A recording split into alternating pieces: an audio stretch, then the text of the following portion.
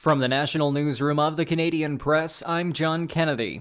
A bipartisan group of U.S. senators has written a letter to Prime Minister Justin Trudeau, urging him to meet the NATO spending target that Canada agreed to a decade ago. All NATO allies have pledged to start spending at least 2% of their GDP on defense. Under the latest defense policy, the federal government estimates defense spending will rise to 1.7% of the GDP by 2029.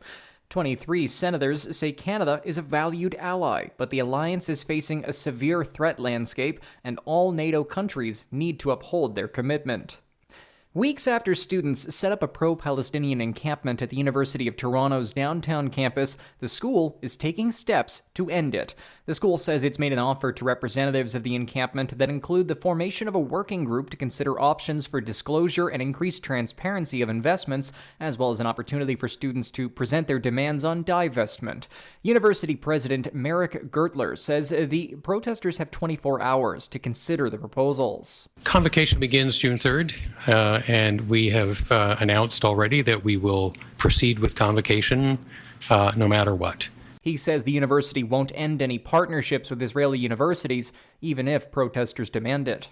The Ottawa Police Hate Crime Unit says it has charged an unnamed older woman with assault, harassment by threatening conduct, and mischief after a woman's hijab was snatched at a recent protest. Pro-Israel and pro-Palestinian groups gathered outside City Hall last week after the Israeli flag-raising ceremony. Police say the woman wearing the hijab was attending a lawful demonstration when someone approached and removed her headscarf while making lewd gestures at her.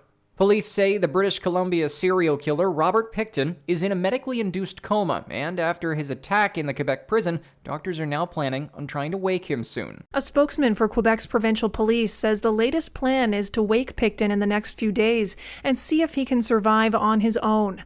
Police previously said Pickton was in life-threatening condition after Sunday's attack at a maximum security institution about 480 kilometers northeast of Quebec City. Pickton was convicted of 6 counts of second-degree murder and sentenced to life in prison in 2007 after being charged in the murders of 26 women.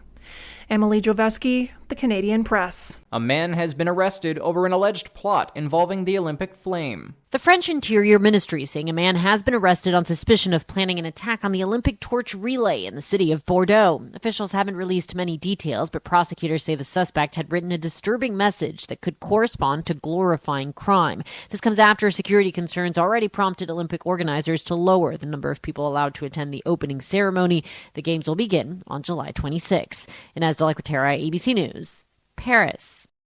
This is the Canadian Press. In sports, the Dallas Stars will be without top center Roope Hintz for Game 1 of the NHL's Western Conference Final against the visiting Edmonton Oilers. Dallas Stars head coach Pete DeBoer says the 27-year-old's upper body injury is keeping him sidelined for the third straight contest.